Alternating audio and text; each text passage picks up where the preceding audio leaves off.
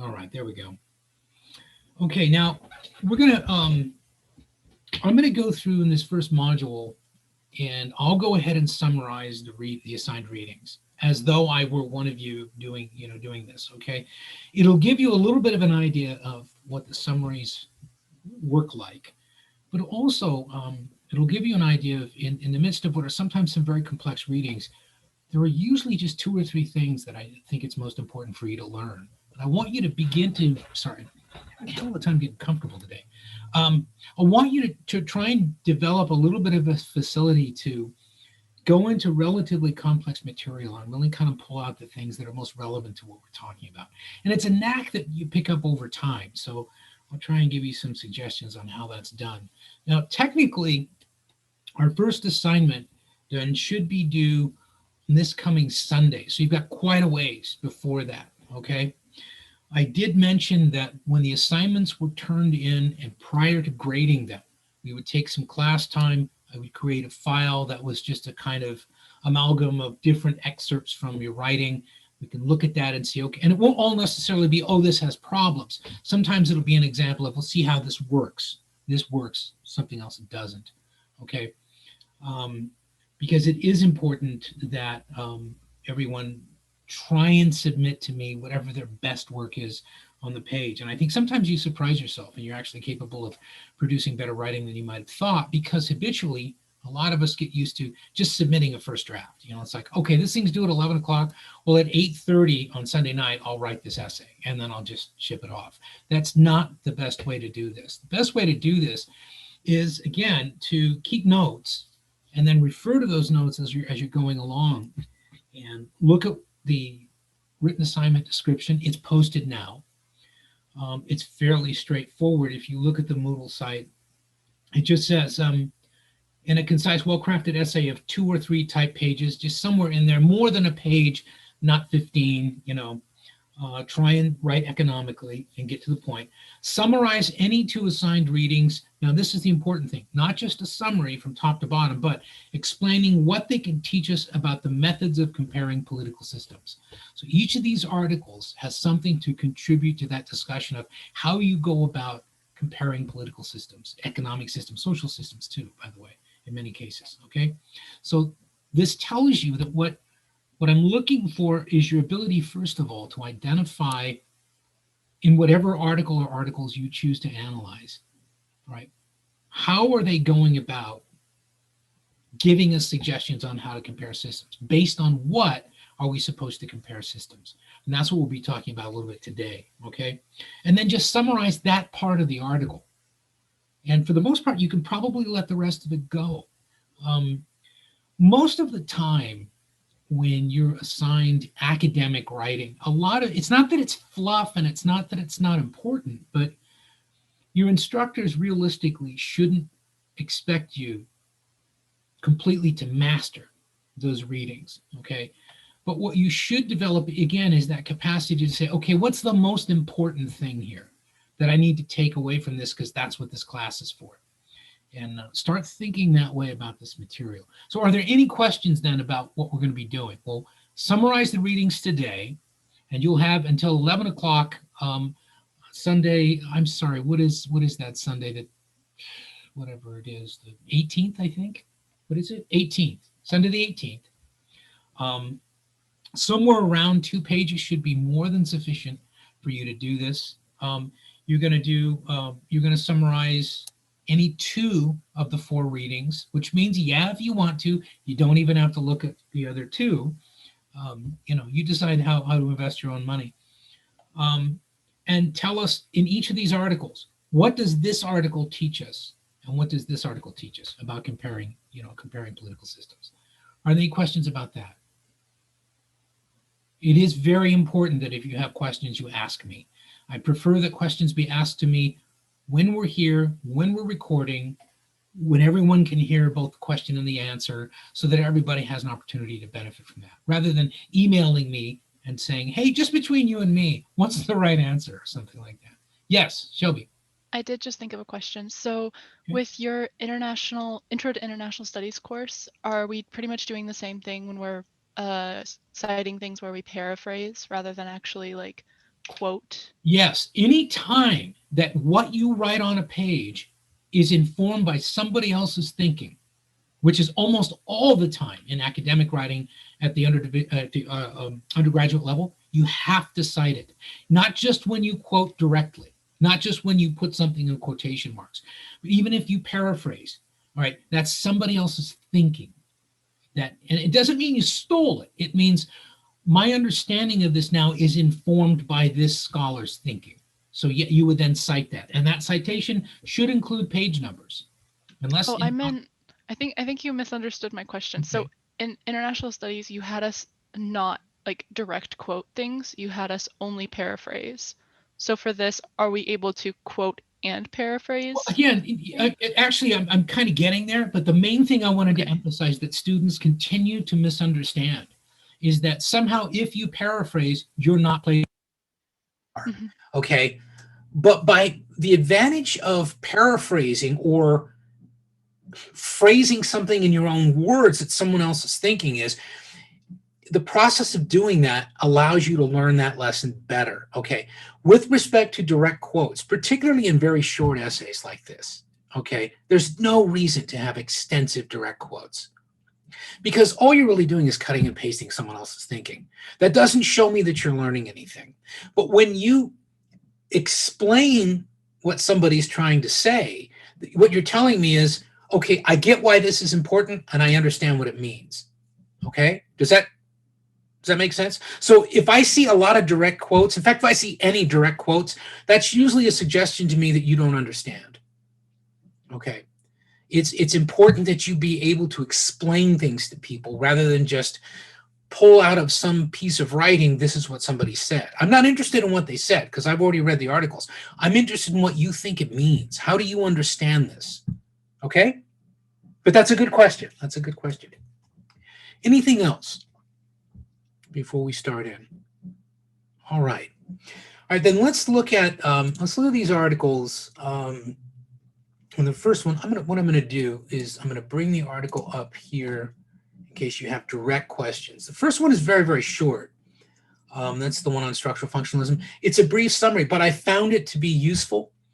There's a follow-up article to this, which is the article on the civic culture. So structural functionalism, first of all, is a method that's used to try to explain how political systems work. The idea being, rather than just describing the way the system is designed, looking at its constitution or its constituent parts, what you're actually doing is saying, okay, I'm not just going to describe the structures of the system. Well, it has an executive branch and it has a legislative branch and it has a court system. But I'm going to actually explain how they function. Okay, because the combination of those things of identifying formal structures and then as realistically as possible, explaining how they function in different systems is a basis on which to build a comparative model of systems. That is, it allows us, for example, to look at things like not do you have an executive branch, a judicial branch, and a legislative branch. A lot of systems have some variation of that, but not all systems. But more importantly, how prone is each of those branches to seize power? What's the capacity of each of those branches to dominate public decision-making, to dominate politics?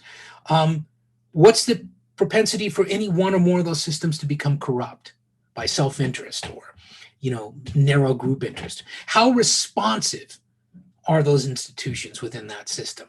Okay, because you can have the same architecture, and yet in one kind of system, it might be really responsive to people. But as a consequence of that, that system is vulnerable to a lot of tensions. Another system might be less responsive, but more efficient. Okay, are there any questions about that? The idea that, a system whose institutions are the most responsive is not necessarily the best system. Okay, this is important because it has implications for our notions of, Republican representation and democratic culture, the expectations there. So in structural functionalism, it's a model that was really borrowed from sociology in order to allow us to compare these systems, these social or political systems, okay? And it identifies structures and their functions with reference to the cultures within which they're embedded, okay? So I'm kind of going to combine a little bit of the civic culture argument with the structural functional argument, because you can read that, the article, and it sort of describes structural functionalism, okay? But it's, again, point one, don't just look at the formal architecture of institutions, but look at the way those institutions function within a given society. How well do they do what they do? And how responsive are they? And how efficient are they? How effective are they? Okay. And in that, one of the early assumptions was that there are these basic functions that are required in any system. Okay. And somehow, for a system to function, all three of these things have to happen. The first one is what's called political socialization. Okay. And does anybody know what that term political socialization means? Obviously, since it's political, it's a specific kind of socialization. What do you think that means, political socialization? Would it be how people are socialized within, like, get involved in politics? Yeah, sort of. In other words, what's the process through which the values and the behaviors and the standards and expectations of a given political environment are passed down generationally? How are people socialized into that? What's the process? What are the institutions? And how effective is it? And what we'll find, of course, is that not everyone is socialized in precisely the same way. But that notion of, civic values and the nature of the system and what the system is supposed to do and whether or not the system's legitimate, those things are passed on generationally. And a structural functionalist looking at culture in that way will think, okay, see, it's not just the three branches of government, for example, in the United States. It's the degree to which people have confidence in the workings of those institutions of government, okay? It also might involve other kinds of institutions as part of socialization. For example, we know that your families socialize you. The first institution of socialization in everyone's life typically is their family. And so, for example, if you grow up in a politically conservative household, you are socialized into a perspective, a view of the world that is conservative. Now, you might at some point deviate from that. You might disavow it, you might rebel against it, or whatever. But typically people don't, the acorn doesn't fall very far from the tree, okay? It can. But for example, if both your parents, if you're in a household with two parents, let's say, and both your parents are Republicans, okay, you are overwhelmingly likely to emerge as a Republican. Now, you might not agree with everything, that your parents believe in. I would worry about you if you did, because your parents are wrong as often as they're right.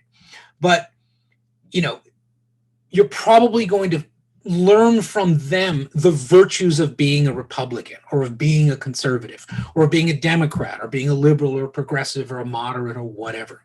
If you live in a household where there are some cross-cutting political energies going on, right? Maybe the influential people in your family, some of them might be kind of conservative, some of them might be kind of liberal, or some of them might be moderate or whatever, then it's much more likely that there's going to be variability, including variability between siblings. One of you might be an extremist. You might go far to the right or far to the left.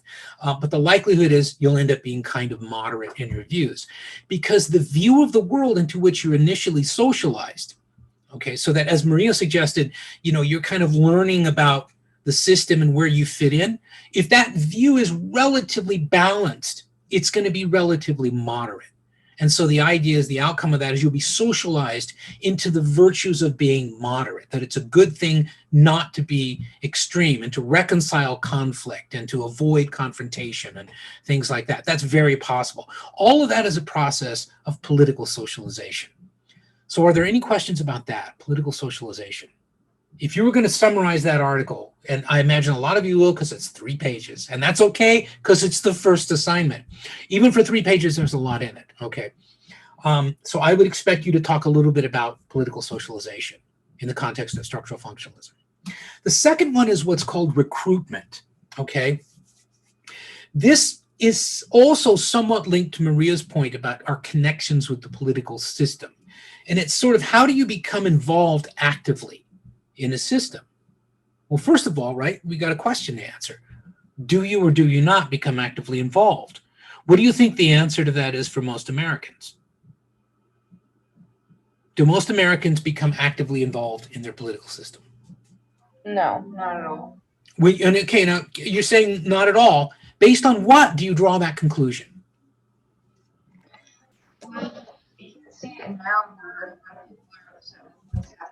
I'm sorry, I can barely hear you.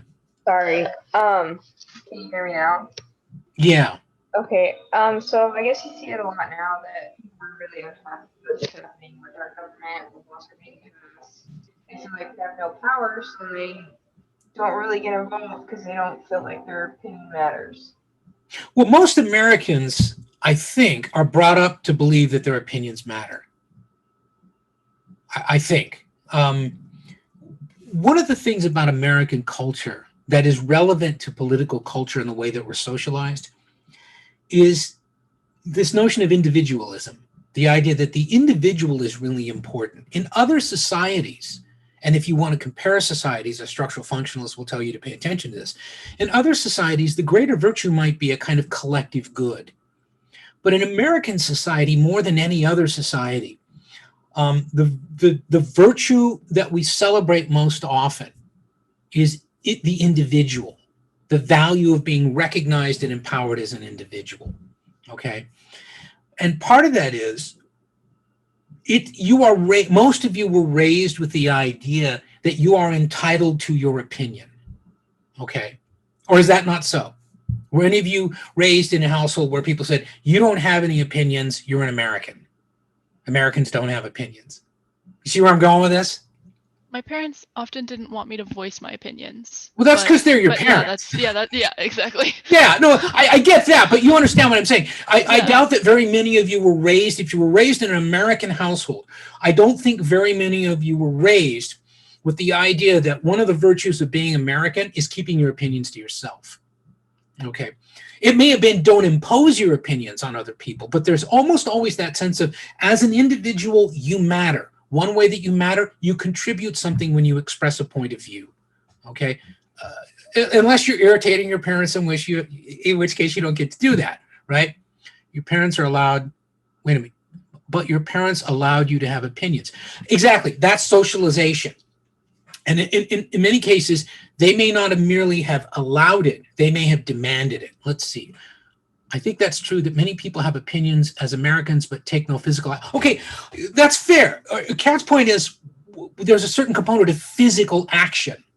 Now think about that. What do we think of physical action in politics? Because that's a great point. What are we thinking about with physical action? Because a lot of people don't think of politics as physical. Sorry. Oh, I'm so sorry. It was your point. Go first. Kyle, go ahead. I think you were there first. Oh, sorry. Okay. That's anyway, I'll fine. go first. I guess the thing I would think of most of physical action, as far as like, I guess if we take like the step ladder of like the highest being political violence, you go like from like political violence to like protest, like down there until you no longer have any physical action. Well, what would be down there? No physical action. What would be that? Almost everything you're saying is physically political. Like sitting, I don't know, like say like sending a letter to like your representative isn't like you're not punching them in the face. Well, okay, but again, it may not be violence, but there's a physical process involved in typing an email, isn't there?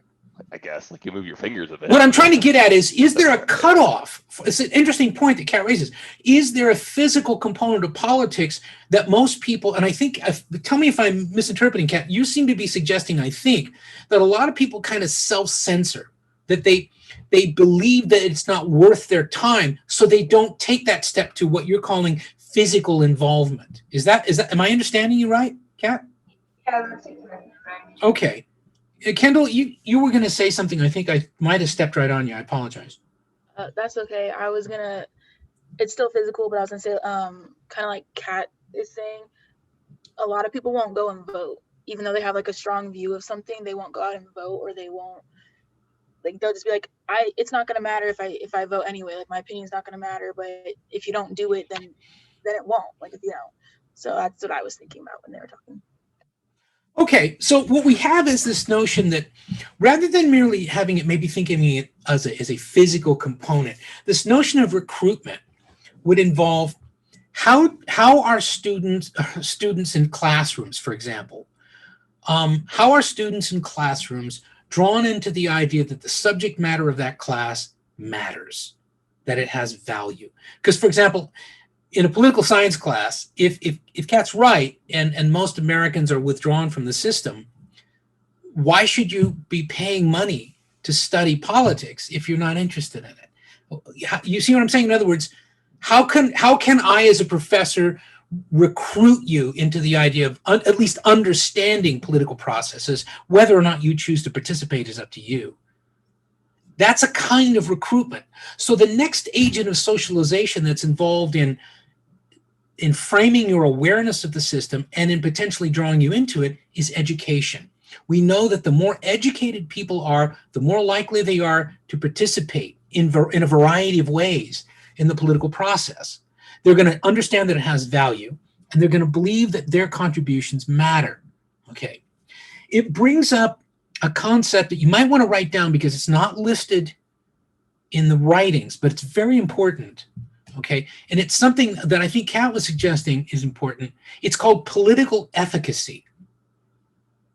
EFFICACY, efficacy. And what it means is the understanding that your participation matters, and that it matters to the extent that if you participate, you have a greater opportunity to affect the kind of outcome that you desire. Okay?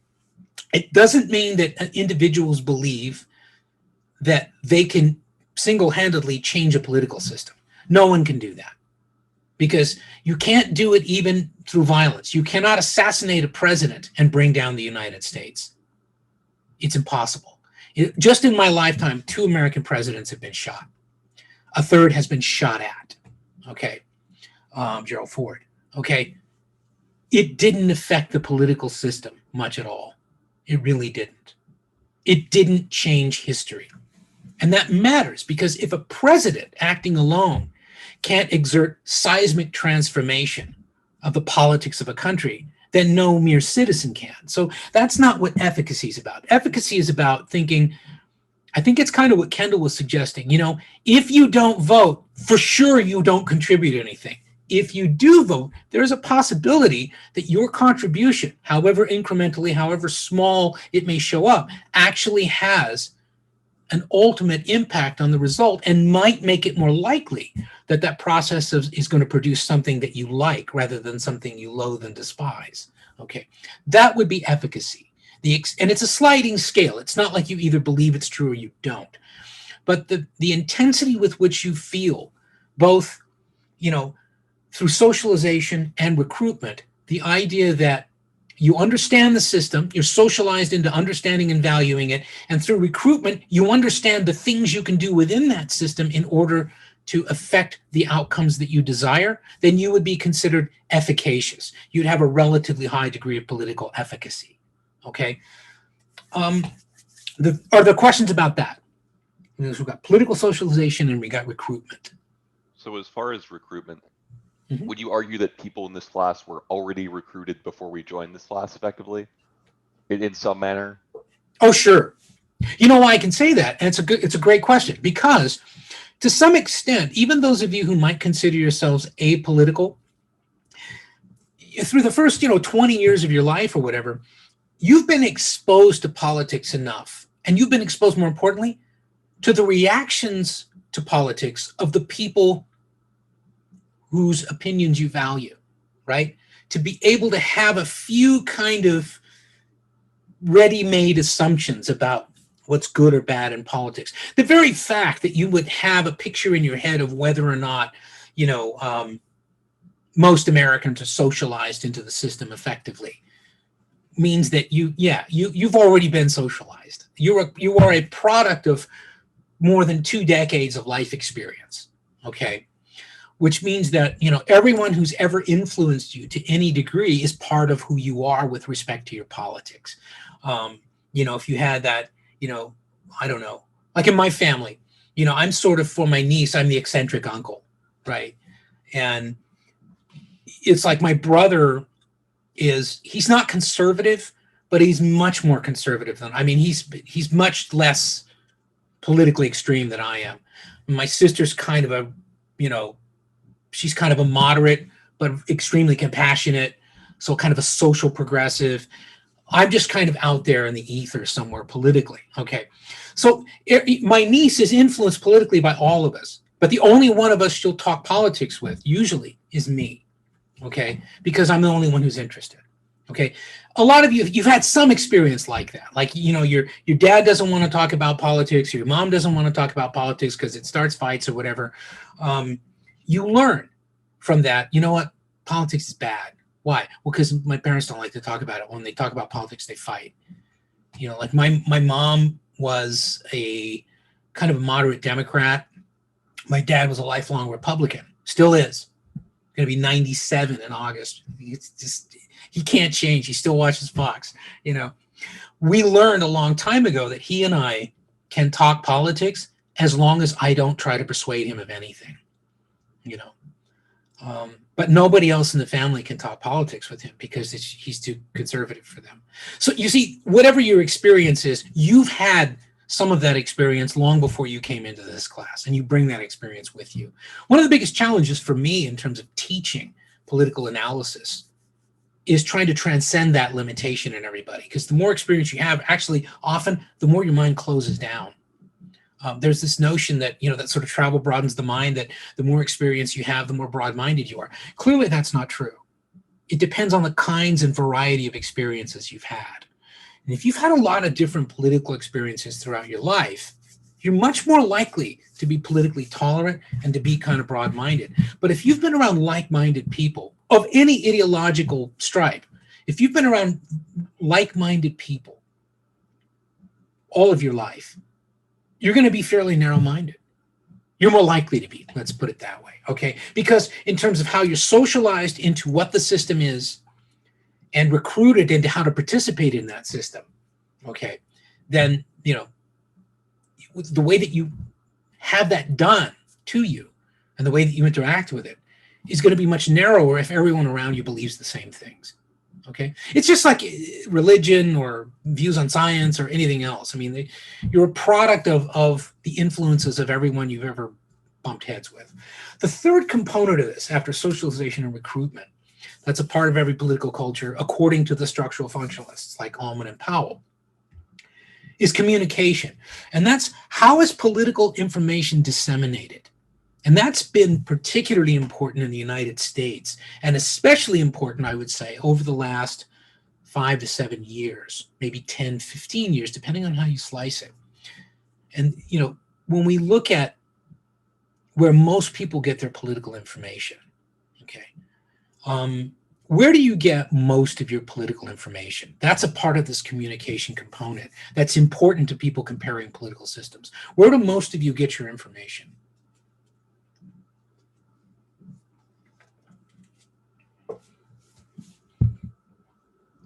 We just shouting stuff out, or?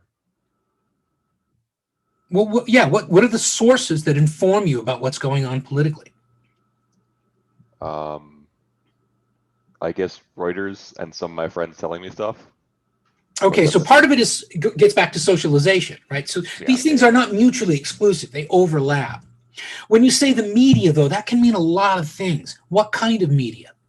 Oh no, I was just saying like. Oh, no, Kat had said. She had said in the chat the Yeah. media. What I would say like the news itself on TV, Fox News, CNN, those kinds of medias, and online too. When you're on Facebook, Instagram, whatever, you see ads pop up, you see posts pop up, you see people posting about current events and voicing their opinion. So that's usually how I see a lot of these things. Okay, yeah. Now, for example, we know that just as television usurped newspapers sometime in the 1960s and became the dominant form of political information for Americans, increasingly now it's access to online, and for your generation in particular, it's not or doesn't appear to be mainstream news media. Now, most of you will say, well, I get my information from social media. In fact, you don't. Most of what you get from social media originated with mainstream media. Okay. If it didn't, there's going to be a real problem as to whether or not it's factual. Okay. Because one of the things about mainstream media is there's a lot more pressure on mainstream news media, not entertainment media, to kind of verify sources, confirm things, and try to get the story right. It's more than just being first. It's trying to get the story right. And particularly if you get your information from print media, from, say, the New York Times or the Washington Post or something like that, or the Wall Street Journal or whatever, their editorial page might have a political dispensation that, it gives the people or withholds from them. But the front pages of those papers are remarkably similar. And that's because the people who work in those media have been trained in the value of getting the story right, which doesn't mean pursuing an agenda, or proving somebody good or bad. It just means try and figure out what happened. That begins to break down when you get into electronic media. Television is much worse at delivering the news and always has been much less effective at delivering reliable news on which people can act rationally than print media, mainstream print media. And social media are far worse than television. Okay. So one of the things that you would then compare is the function of communication in the system. It can vary. So the structures might be the same in different societies. Everybody might have newspapers, or some places have something like the BBC. The United States doesn't have that. The closest we have to that is, the Corporation for Public Broadcasting, but that's just a clearinghouse for resources. There's not an editorial policy or anything in it. So it's not just the structures, it's how they function within the context of that culture. That's structural functionalism. You can compare the structures. That's the way things used to be done up until about the 1950s. After the Second World War, people started realizing, they started asking themselves questions. For example, like, how could Weimar Germany, circa 1930, become, by 1935, Nazi Germany? Weimar Germany had a much more democratic system than the United States, or than almost any other industrialized country. It had widespread participation, multiple political parties, all sorts of opportunities to engage actively in the system. Okay, speech was tolerated, demonstrations were tolerated up to a point. It was a very open system, a very inclusive system, a very dynamic and volatile system. Okay. By 1935, it was Nazi Germany. Okay. And people were saying, well, did the structures change? The structures must have been destroyed. Well, what they started finding out was no.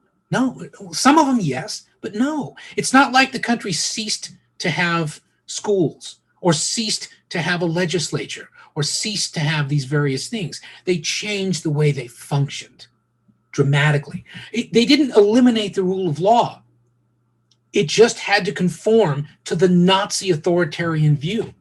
Okay. Even the very institutions and rule of law adapted to the Nazi agenda, the Nazi program, and things like that. So that got people thinking, well, the structures were still there, but the system was completely different. And it was sort of different even than other fascist countries like Italy or Spain or Japan or whatever. So it's not enough. And they all had similar structures, but they functioned differently. Is this making sense?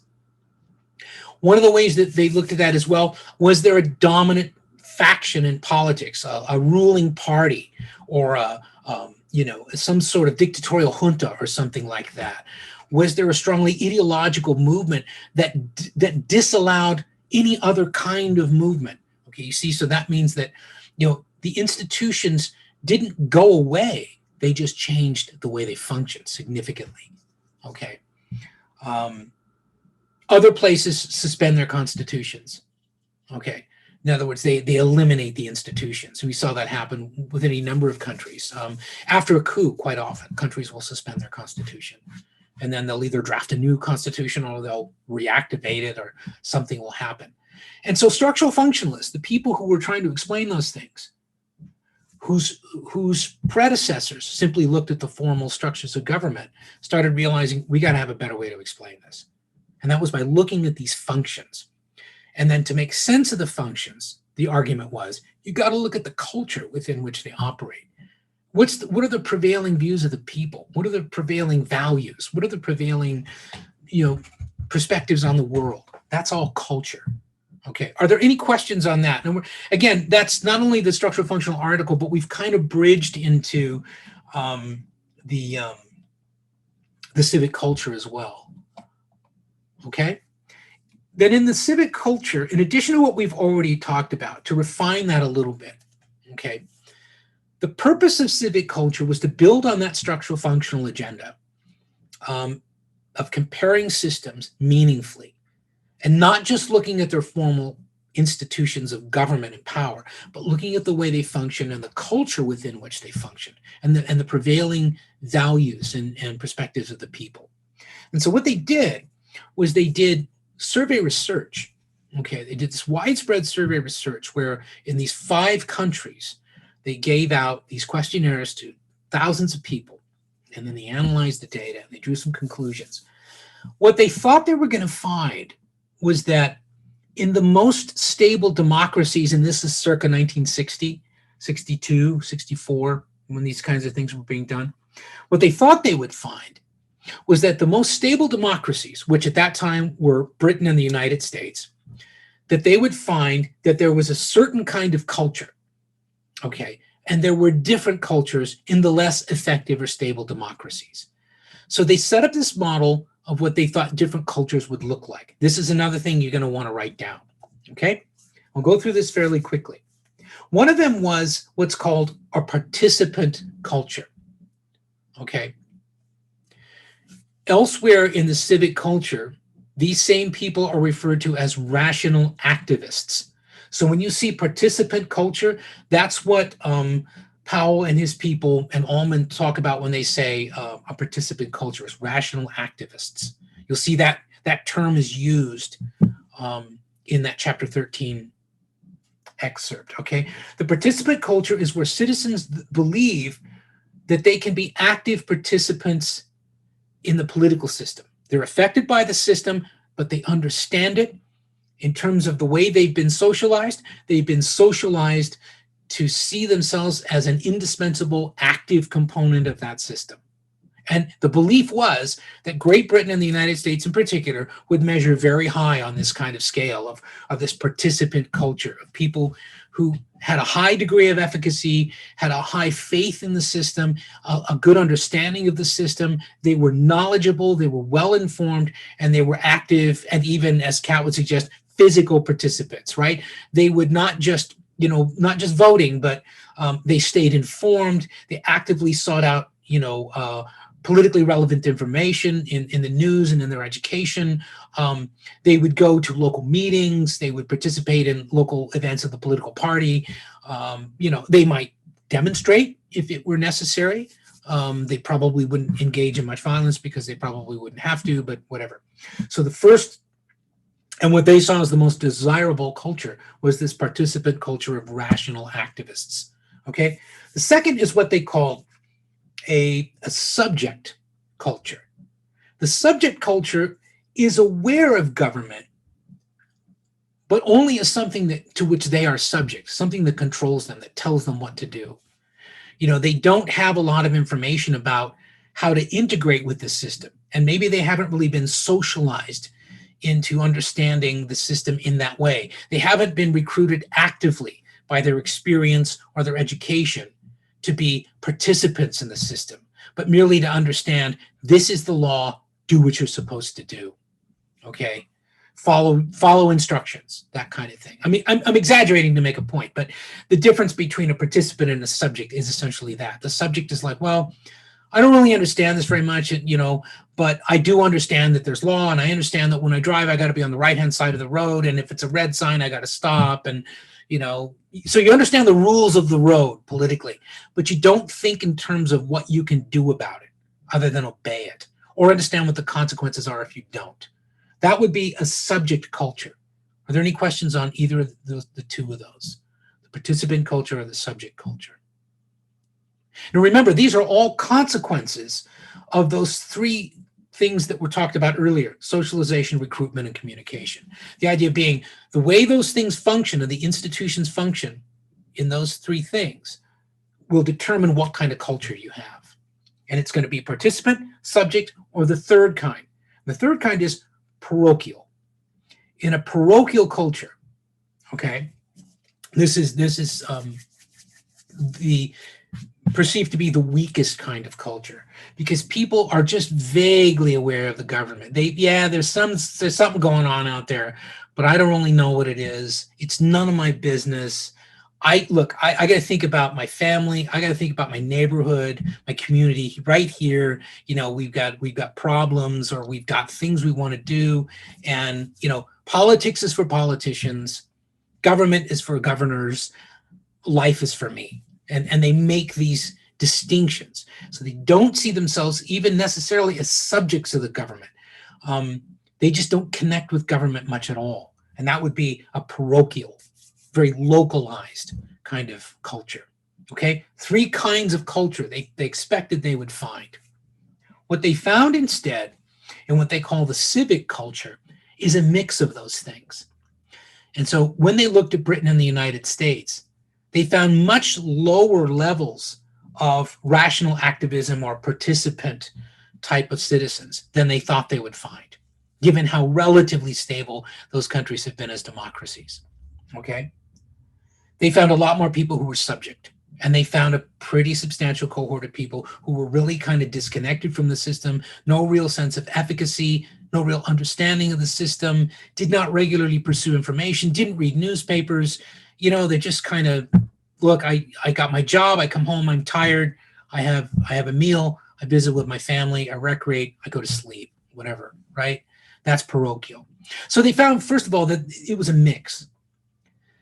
But they found also that for the most durable democratic systems, as they recognize them, Britain and the United States, there seemed to have been the need for a certain number of rational activists, of participants, because that validates the system. It makes the system legitimate when you see, well, I could vote if I wanted to, or I could be involved in these things if I want to, but those people are doing it and I'll let them do it. Or, you know what, I don't want to do that because I'll look like a fool, or, those people are silly, or, whatever it is, I'm not going to do that. There was a high percentage of subjects. In other words, if everyone's involved and everyone's making demands on the system, nothing's going to get done. The system's going to freeze, okay? That a high level of that kind of rational activism can actually bring a system to a halt. You're getting too many demands on the system, okay? So there have to be enough of these participant or rational activist people in order to have some churn in the system and get some ideas expressed and have the system be responsive to people. But the system was not designed to respond to everyone's interests and everyone's demands. It relied upon people to organize, to act collectively, to vote, to participate in the system, but preferred that not too many people do that. Okay? And that's kind of the civic culture. All right. Now there's other things in there, but that's the main thing about that is, first of all, particularly with respect to the United States and Britain, they didn't find what they thought they were going to find. People knew a lot less about the system than they thought. People were not nearly as engaged in the political processes as the authors believed they would be. And there was a pretty high percentage of people who were either completely disengaged or were just subject to the system, just passively going through and kind of doing what they were told. Okay? So that's the main thing in that. One quick question. Yeah. Kind of to clarify if I got the main points when I was reading it. Okay. Is it the idea that this kind of thing is almost preferable? Yes. Actually rather have the mix of these people of like, yeah, it's people who don't necessary. care There's at got to all be a and- yeah. balance because then the system is not overburdened. In other words, it doesn't look illegitimate because it's presiding over a bunch of disengaged, apathetic subjects or parochials. There needs to be energy in the system. There needs to be a sort of galvanic charge that goes through the system, and that's going to come from a minority of people who are actively aware of the system, educated about the system, informed about the issues, and passionate about being involved. Yeah. And as there long was- as there's a sort of critical mass minority of those people, the system gets the energy it needs, the fuel it needs to kind of remain responsive. But if you get too many of those people, you get too many cross-cutting demands, too many conflictual situations, the potential for chaos, the system, the institutions of the system can be overburdened and it can fail. Now, an example of that might be in the immediate aftermath of decolonization. A lot of newly independent countries had inherited these parliamentary legislative models, okay? But they'd also inherited the idea that, hey, you now are free, you're independent, you're not colonized anymore. The colonizer's gone, okay? You can run your own show. And initially, a lot of people thought, oh, then we can have things back the way we want them to be. And those interests were localized. In other words, a lot of times they were ethnic or tribal or regional interests that were sometimes very antagonistic. The first major military coup and the first civil war in Nigeria were fought merely over attempts by the central government to carry out an accurate census.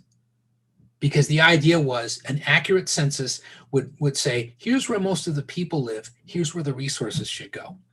And people tried to resist that because they saw that as politically dangerous. Okay, well, that was, you could say that as there was sort of an excessive input into the system. It was a new system. The institutions were not yet mature enough and resilient enough and legitimate enough to be able to respond to that. So it collapsed in a military coup. What was the third? I'm sorry, I missed parochial? that. Parochial, I think, is what you're Yeah, talking the about. third culture was parochial. It's written in the article. Okay. Okay, so significant departure comes beginning in the late 1970s. The structural functional model really was the dominant, I hate the word paradigm because it's abused all the time, it's used incorrectly, but in this case it was a paradigm. It was kind of the dominant paradigm of comparative politics, really into the 80s, but by the late 70s, there were a number of scholars who were often coming from different disciplines, just as structural functionalists had come from sociology, who was trying to say, you know what, this model's okay, but it doesn't explain decision-making. It explains the environment of decision-making, but it really doesn't explain how political decisions are made, okay? And one of the most significant contributions to that kind of thinking, and this is the rational choice model, comes from economics. And the fundamental assumption of economics really is rationality. Okay, I would say in classical economics, in most economics, the fundamental assumption is rationality.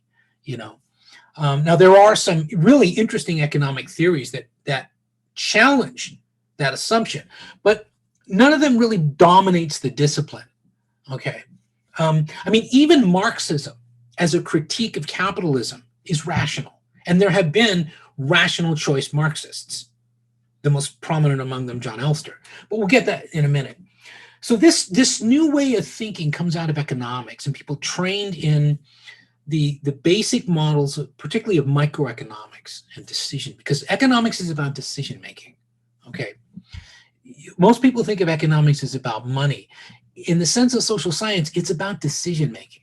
Whether or not to do something is a fundamental, what's called public choice. And so as this developed in social sciences, it was sometimes called public choice theory. Okay, the idea of how do we explain how these public decisions are made? Well, one of the models was rationality and rational choice. And the basic assumption of rational choice is that every action taken, every decision made is motivated by rational self-interest. Okay? This is the classic old school model of what used to be called economic man, you know, that this hypothetical economic actor was motivated by rational self-interest. I mean, this goes all the way back to Adam Smith, The Wealth of Nations in 1776, at least that far back. Okay? So the first thing is rational self-interest. That's the primary motive of all decision making. Okay? And beyond that, it's that every decision is informed by a sense of what people value most and what they value least. So there's an array of possible options that any individual will consider at any given time. And they range from this is the most desirable down to this is the least desirable. Sometimes referred to as a rank order preference. Okay. And it doesn't mean that people sit down and write all this stuff out, but it means that when people make decisions, they're making them economically. Okay. And what they're trying to decide is, it's sometimes called a cost benefit analysis. Okay. How do I get the most of what I want in a way that costs me as little as possible without making more sacrifices than I can endure? And it might even be down to, how do I avoid pain? You know, how do I avoid greater losses than I know I'm going to incur? That's still rationality. Okay. And it's all based on this assumption. This is very different from structural functionalism. It's based on the assumption of what's called methodological individualism. Okay, structural functionalism is largely based on institutions and culture. It's essentially a study of collective aggregate behavior. Okay, you know, societies function in this way. Institutions as aggregates of people and processes function in this way. Cultures evolve and value these things, and they recruit and socialize their people in these ways. But this is different, and it says, no, that's the wrong way to understand actual decision making. The right way, the only right way to understand this is methodological individualism, because every decision and every action ultimately is the outcome of an individual's decision, whether to act or not, and if acting, how to act, what action to take. Right, so now I'm really simplifying rational choice, but that's okay. For purposes of where we are in the class right now, if you understand that, you're good to go. But are there any questions on rational choice and how it is distinct from structural functionalism so far? Now, does that mean you understand it, or that you're totally baffled and wish you were anywhere but here? No, I'm still kind of confused with the distinctnesses. You're confused on rational choice? Yeah, just Okay. All right. Okay, so again, the assumption here is everybody as an individual has things that they value. They have things that they want, things that they value. We may not all value the same thing. In other words, rational choice isn't just about money. It's not even about wealth. It's about individuals making decisions to maximize the opportunities for them to have access to the things they value by minimizing the likelihood that they're going to have to endure the things they don't want. Okay, so everyone has a kind of hierarchy of goals or desired outcomes, and those are based on their individual preferences, the things they prefer. Now, in the article, there are different kinds of currencies, we could call them, other than money.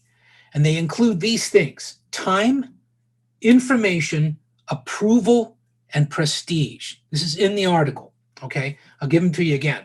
Time, information, approval, and prestige. Okay? In other words, some people don't, some people are competitive and they want to win. Okay? Some people don't care about winning, but they like to participate. Some people just dread losing. Those are different mindsets. And the idea of rational choice theory is those people might produce different outcomes. Okay? So the person who wants to win is generally going to be somebody who's willing to risk. So they're going to take bigger risks because they're going to believe they're going to get better reward. Politically, what that might mean is that you are more likely, if you're a risk taker, you're more likely to be involved actively in politics. You may not care what your neighbors think, or your family thinks, or your boss thinks, or anybody else thinks. You might be actively involved in campaigns. There's a risk, there's a cost to that. It costs you in time. It costs you in information. All these things require things of you. Those are expenses you have to make. But you're doing it because maybe what you really value is winning. Okay, and winning is so important to you that you don't mind sacrificing some time or the energy that it takes to acquire the necessary information. Maybe what you want is prestige. Maybe you want to run for office because you like the idea of being in charge. I mean, if you think about Donald Trump, there doesn't seem to be any indication that Donald Trump really understood the presidency at all. In my lifetime, there's never been an individual in that office who has understood it less. Okay. Now, this is interesting because it doesn't mean he couldn't be president. It meant that he was motivated by something else. And the decisions that he was making were motivated by something other than doing what was best either for the presidency or the country.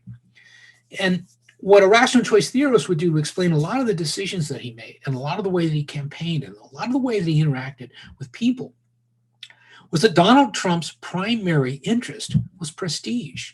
He wanted to be important. He wanted to be considered valuable and important to that political conversation. Just being a celebrity wasn't enough. He wanted to be taken seriously. He hated being laughed at, and he wanted to be taken seriously. That's a powerful motivation that explains a lot of the actions that he took as president. Okay, but do you see how that's different from something like the civic culture model or structural functionalism? Structural functionalism would say, well, in this culture, leadership has to take into account the rational activists out there and has to listen to them and has to respond to them in order to remain legitimate. Donald Trump blows that up.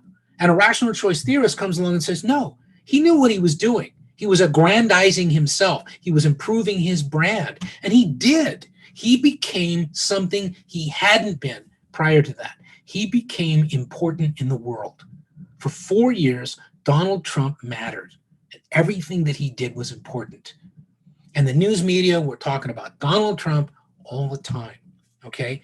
Because it's rational for the media, in terms of political communication, to focus on Donald Trump because that's what we're all interested in. Why? Because that's what everyone's talking about. Well, then let's keep talking about it. And that's rational choice theorists would say, well, that's perfectly rational. The media will cover him because they want ratings, they want views, they want eyeballs on screens. And if they keep talking about Donald Trump, one thing they know they're going to get, or if it's social media, it's clickbait. You know what? I want people to click on this article because I've got ads linked to that and stuff like that. Okay, that's rational. It's not just economically rational, it's behaviorally rational. If what you wanted was to advance a conservative political agenda, Donald Trump could be very frustrating for you, but you knew he was going to give you the Supreme Court you wanted. Or rather, he was going to allow Mitch McConnell and the Republican-controlled Senate to give you a Supreme Court that you wanted, that would deregulate business and keep taxes low and not prosecute the cops and all the kinds of things that conservatives want with a criminal justice system or a legal system or a court system. You were more likely to get with a Donald Trump than anybody else. So you'd support him even if you found his individual views repellent, because rationally, that was the best way for you to achieve your desired outcome. And so as individuals, you would vote for Trump, or you would not criticize Trump, or you would not say bad things about Trump, even if you were a Republican who thought that he was an idiot, because you knew you could ride that horse to whatever you wanted in terms of your conservative agenda. That's rational choice, okay? I can get what I want, even if I don't like the way I get it, because there isn't a better way to do it. So I'm gonna keep doing that, okay?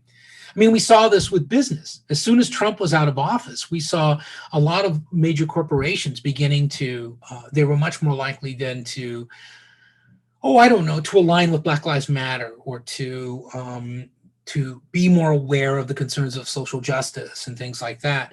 Where under Trump, they wanted that massive tax cut, and they wanted to continued low taxes, and they wanted deregulation and all the things that Trump was giving them. Well, Trump's gone, okay? Now, there are other things they need that a Biden administration is more likely to give them. There are a lot of businesses who, even though their CEOs might be Republican, they might like Biden because they might like parts of that infrastructure plan that he's proposing, because it's going to make these massive infusions into the economy. That's going to mean that there are more people who are going to be able to afford the goods and services of their businesses. That's rationality. It's not explained by American culture. The idea is it's explained by an aggregation of individual rational decisions. Okay, in other words, culture doesn't explain it. Culture is the environment within which it happens. But even the most complex decisions, according to rational choice theory, can still be pulled apart and deconstructed down to individual level rational choices. Okay? When you read the article, I think it'll make a little more sense for you. But are there any other basic questions about rational choice? The main difference, again, is methodological individualism. It's not about cultures and looking at aggregates of people, societies, cultures, groups. It's about looking at individuals. Okay, and in that sense, it was very different. All right, so if we can move on, then the last one is in some ways the most complicated. It's a long article. It's the best one I could find that summarized the variations of institutionalism, of this so-called new institutionalism. I don't want you to worry about most of what's in that article right now. The main thing I'd like you to take a look at, that we're going to summarize today, and then I'll let you go, are the different kinds of institutionalism and what motivates them. Okay. Now, in a sense, what institutionalism is doing is going back to one of the assumptions of structural functionalism. Structure matters. Okay. Structure helps us explain things, but what explains structure? Okay. Structure is important, but what explains the way a structure comes together and the way it functions? Okay. And this is institutionalism. Now, there are three kinds that are captured here. The first is historical institutionalism. Okay. This kind of goes back to earlier models of institutionalism. And it's essentially saying that institutions matter in systems, political systems, and they matter more than social, psychological, or cultural characteristics. Institutions matter.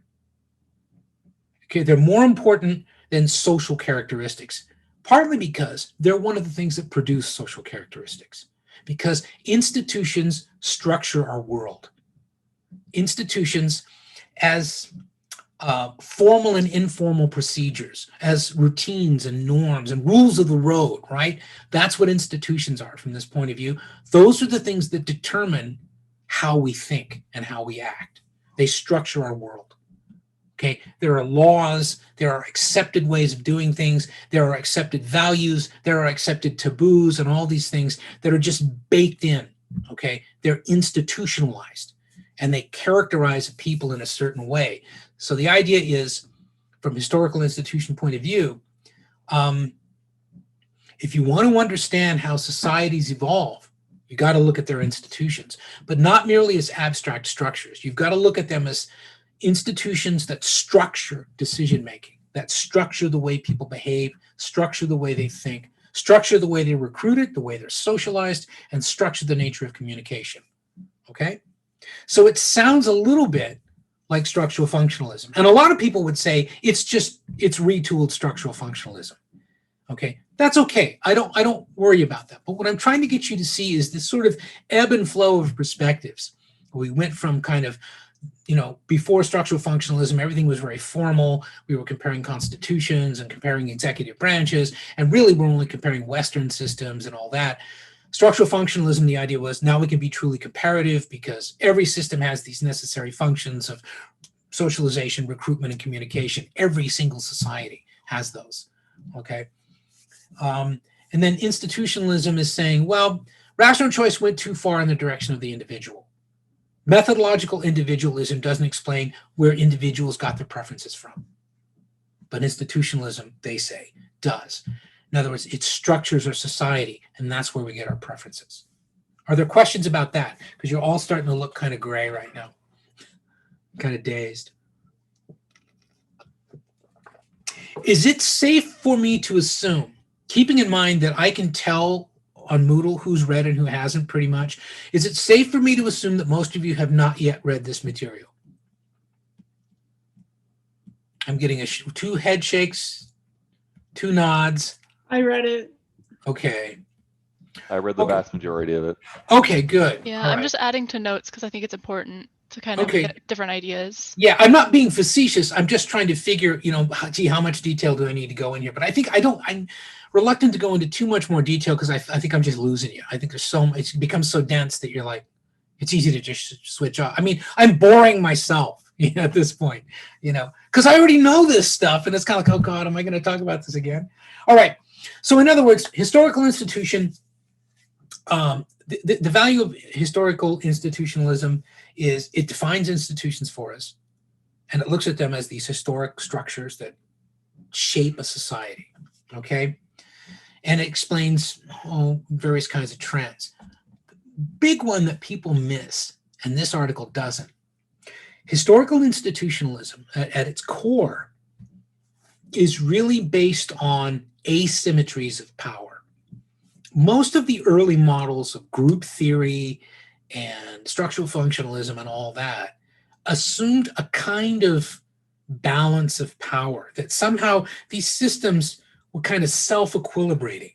If you had a sufficient number of people participating and the systems were behaving legitimately, that pretty much, there was no question of the systems being out of balance in terms of one cohort, faction, or institution being much more powerful than the others. Historical institutionalism brings back in this discussion of asymmetries of power. And this is the main contribution here is from Marxists. Marxists of the 1970s were talking about, they started talking about the state again. Now, in another module, we're going to talk about bringing the state back in. That's historical institutionalism. When you see it, it's that idea that, no, what's the state? It's this structure of institutions that wields public power. It's more powerful than the citizens. It is. Max Weber, great sociologist, defined the state fundamentally as having a monopoly of coercive violence. Okay, so that's a fundamental asymmetry of power. So historical institutionalism takes the comparatives back to this idea of, okay, tell me what the balance of power is in the system. Institutionally, where is the asymmetry? In which situations are which institutions more powerful than others? That's something I need to know in order to compare systems. For example, if you look at immediate post-colonial systems, again as an example, a lot of them were sometimes were called personal rule. Okay, that is, a lot of the ultimate authority revolved around a charismatic, powerful individual. Okay, and most of the devolution of power went to the people closest to that individual, people from that individual's family, from that individual's tribe or ethnic group or whatever, primordial affiliations and things like that. So there was an asymmetry built into every one of those systems. You could argue that in the United States, there is an asymmetry of power in the sense that power overwhelmingly goes to wealthier and better educated people. Okay. And that's pretty much true. If you're much more likely to have bad encounters with the police if you're poor than if you're affluent. It's not just race. It's, the historical institutionalist is going to say it's asymmetries of power, and those accrue on the basis of a lot of things, including class. So you can see there's a Marxist analysis here that is essentially historical institutionalism. Okay. Now, very briefly then, I'm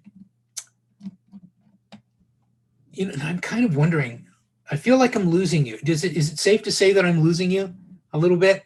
Are you getting tired? You look tired. Okay. I Well, just don't think my notes were good enough. That's why. Oh, okay. Well, this institutionalism article is dense as hell. Okay. Another kind of institutionalism is rational choice institutionalism. Okay.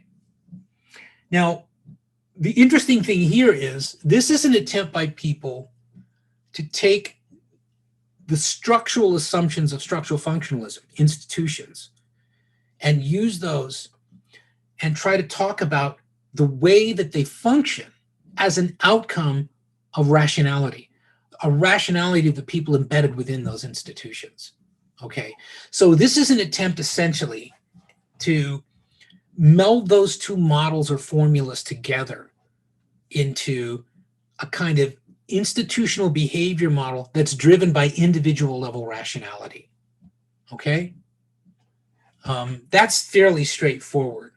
I'm trying to think if there's a good quote that I can give you here.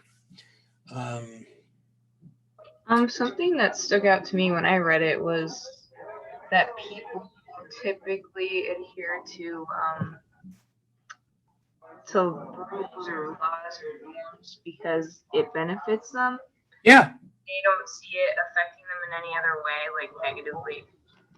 Yeah, well, that's a good point, because one of the things that compelled this rational choice institutionalism model was studies of legislatures, including the American legislature. And people were trying to say, well, okay, well, why did these legislatures produce no outcome at all? Or why did these legislatures produce this outcome as opposed to another one? And what a lot of people were arguing was because the people who function, particularly the leadership in those legislatures, were structuring their decision-making on the basis of what the rules of those institutions were. And so, for example, one of the examples that's not listed that's very important to sort of rational choice institutionalism would be the power of segregationist Southerners in the United States Congress and Senate to be able to stop the passage of an anti-lynching law or of broader civil rights laws and things like that, because they knew they could do it, because even though they constituted a minority of both the House and the Senate, all right, the Democrats needed them to remain a majority party and didn't want to alienate them. So they know they've got a certain amount of institutional power because of that. But also the rules of the House and Senate were such that, one of the rules was seniority, for example. And the people who are the most senior in the legislature are the ones who most regularly get reelected. Well, the old segregationist South was absolutely solidly Democratic. So these individuals in the House and Senate were automatically reelected. Okay. And so they would get the chairmanships of these powerful committees. Okay. And in their role as chairs of those committees, they could take proposals for progressive change on civil rights or racial equity or whatever and just bury them. They that goes at the bottom of the pile. That's never going to get out of committee, never going to get to the floor. Okay. So that's in other words, using the kinds of rules like, Kat was talking about. It's like, oh, I don't have to worry about that. I can go ahead and continue to be a segregationist and continue to argue this. And I don't even have to sound racist. I can just say, well, this is the way this institution functions. Okay, but I'm getting the outcome I want, which is no anti-lynching law, no civil rights laws, no Voting Rights Act, no Civil Rights Act, none of that stuff. Okay. And for a long time, they could rely on that. Well, the idea was those choices were rational based on the rules of those two systems. Because for one thing, if the legislation ever, say it got through the House and it got to the Senate, you could kill it with a filibuster, right? The record for a one man in a filibuster is Strom Thurmond, right? Who lived to be over 100. Okay, Strom Thurmond, back in the 50s, filibustered for over 24 hours against a civil rights bill. He just continued to talk, because he knew he wasn't doing anything that was going to punish him, and he was going to get what he wanted. His constituents were going to see him flying the flag for segregation and white supremacy. Okay. His colleagues couldn't stop him because what he was doing was baked into the rules of the Senate. Okay. And so this is rational choice institutionalism. All right. You're going to make the choices you make by learning and exploiting the rules of that institution. That's one way to think of it. Okay. Now, these distinctions are subtle. Okay. If all you remember is that, well, historical institutionalism gives us this sense of the importance of institutions. It defines institutions for us, and it shows how important institutions are to structuring societies. And it also accepts asymmetries of power. Okay. Rational choice institutionalism explains to us how rational decision-making can be structured by the rules of institutions and even reinforce them. If you understand the rules, you can use them to your advantage in rational choice, okay? If that's all you remember, then that's enough, okay? Now, the third kind, sociological institutionalism, might be the most difficult for some people to understand because it's almost in some ways looked at as the opposite of rational choice institutionalism. In other words, sociological institutionalism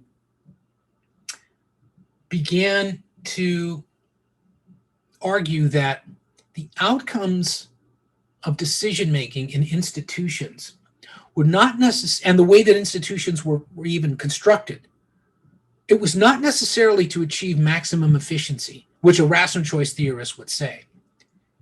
Okay, but it was in many ways irrational. But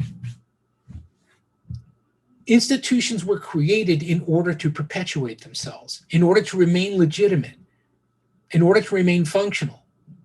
And so there is this kind of sociology of a culture within an institution where if you're within an institution, the people working within that institution constitute a culture. Okay, their primary value is to protect and preserve that culture, that way of doing things, even if it's not necessarily the most efficient way for that institution to function. It's the way that is most conducive to decision making by people working within that culture of that institution. Okay, so it's somewhat different from rational choice theory, and I'm going to leave that to you. Okay, so. The main thing is to try, if you're going to take on that article, just be able to explain to me, what are these three different kinds of institutionalism? In some ways, obviously, they're similar. They all involve institutions. Do they all define institutions the same way? Where do they place the individual within the institution? How important are rules in institutions? Where do rules come from? Those kinds of things. Then that's the main thing to get from those, because pulling way back to comparative politics, the assumption is we can compare more productively and with more revealing conclusions one system and another, even though they may appear strikingly similar, they may appear completely different.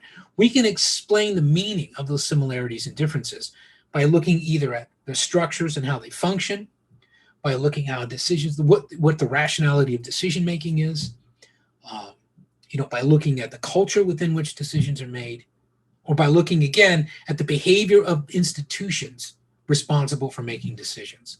Okay, and the assumption is that's how you compare politics. There are other models, but those were probably the dominant models, and to some extent still are. The kind of some variation of those are really the dominant forms of comparison. For most of what we think of as comparative politics.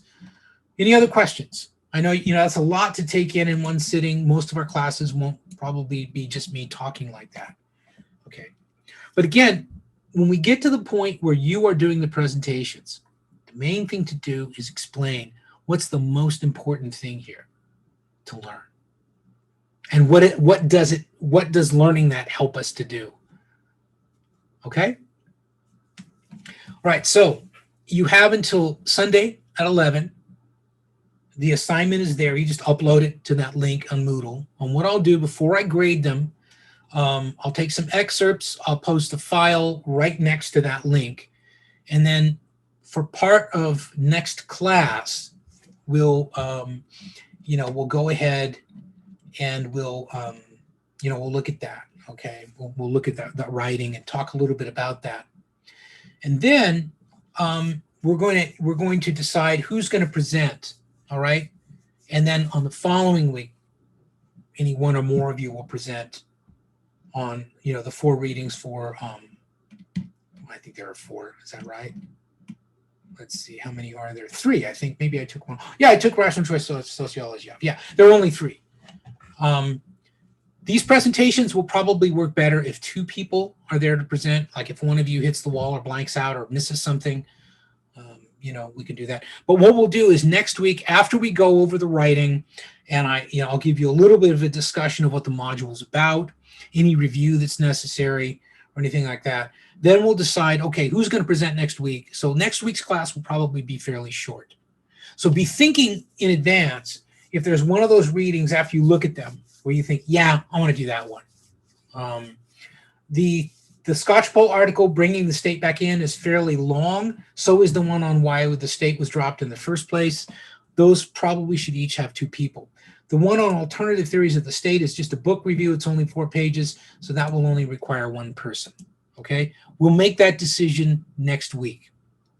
So you have your assignment due on Sunday, and then next Tuesday we'll meet as a class. We'll go over that written work. We'll have excerpts to look at and talk about what works and what doesn't and why. We'll talk briefly about the next module, and then at that point, I'll take suggestions as to who's going to present on what. Okay. Any other questions? Okay. Now keep in mind, there are in these different modules, sometimes you might want to present, sometimes you might not. If you present, you don't have to write, but you can't present more than twice. Okay. And probably, some of you may only present once. That's fine. Just make sure you write. Some of you may not want to, you may not enjoy presenting, then just write the paper. Then very briefly, when we get to module 5, we're going to debate in class. We'll have 1 week to prep for a debate, and that's week 9, and then week 10 we'll actually do a debate in class. I'm going to explain more about that when we go on, but I just want you to kind of keep in mind that that will be the way we conclude this. We won't conclude with a written assignment. We'll conclude with a debate, okay? Because by then you'll know enough to be able to argue some of these things. All right, anything else before I let you go? All right, then I will see you next Tuesday. Don't forget Sunday deadline for assignments. No late papers. Don't get sick. And I'll see you next week.